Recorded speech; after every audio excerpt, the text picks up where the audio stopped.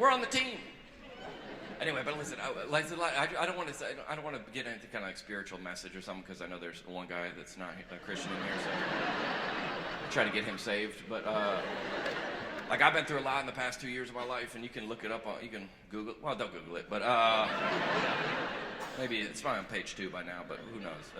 That's stupid. But there's a lot of shame surrounding sex. That's why I make jokes about it, because it's a God-given, and a lot of I've been through a lot of embarrassing things, and especially I wanted to commit suicide. I was in rehab for 4 months. It's a long story. Somebody goes like, "What's going on here?" Anyway, but there's a lot of I always talk about it because there's a lot of people in here that struggle with a lot of shame, especially surrounding. I was in rehab for 4 months. I got out of rehab.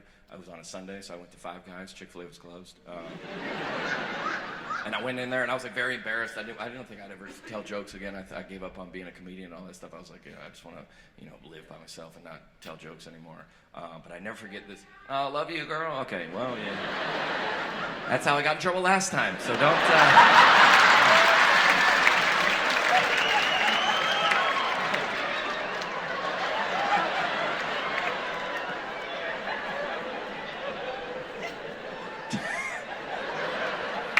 I don't know. That's stupid. There's a lot of shame surrounding sex, especially as a Christian. I never forget, because everything I went through was horrific and embarrassing and awful, and I wouldn't wish it on my worst enemy. But the only thing worse is if that would have never happened to me, because I would have lived in just, okay, one guy's from church.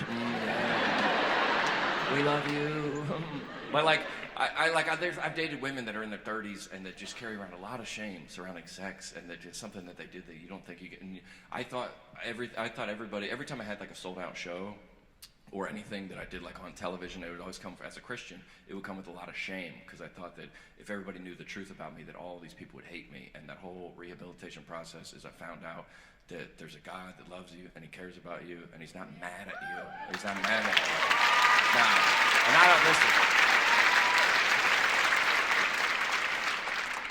Let's pray.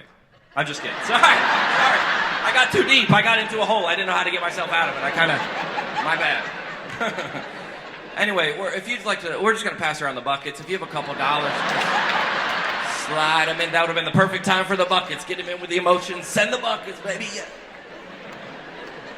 That's stupid. But there's a lot of people that what I was telling the story about when I went to Five Guys, and I was wearing a hood and sunglasses, and I didn't want to be recognized or nothing like that.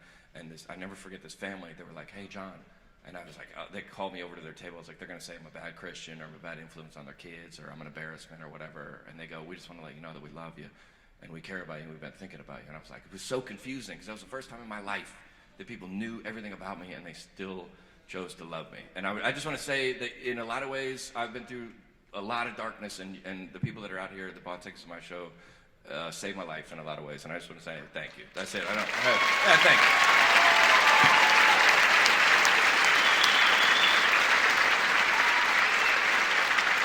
I'm not trying to do a thing, but if you'd like to sponsor a child, would you slip your hand? You know that Bible verse, wherever 3 or more are gathered in my name? Compassion International is there getting kids sponsored. That's across the line. I shouldn't say it.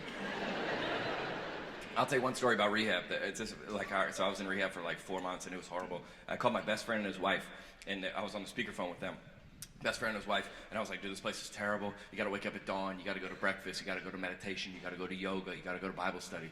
His wife, I was crying. His wife grabs the phone, and I'm crying. She goes, "I don't mean to interrupt here, but we have 3 kids under 5. This place sounds incredible."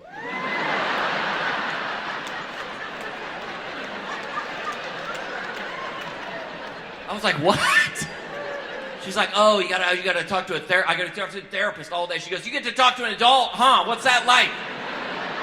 I goes, "You don't understand, there's drug tests. They watch you pee." She goes, "Oh, only one person watches you pee, huh?"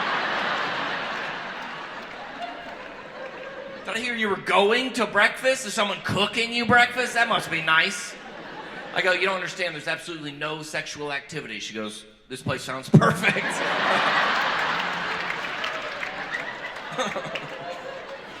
But take laughter with you. A lot of you guys are like, it's such a relief to laugh at jokes. And life is horrible, dude. Everything out there is horrible. You got to start laughing at some things. You know what I'm saying? Just take some photos of people, send it to the group text. It helps you. It helps you cope. You know what I'm saying? Laughter is a good medicine. That's Proverbs 26. It might be Proverbs 4:26. It's one of those. I'm anorexic. I get the numbers switched up, but.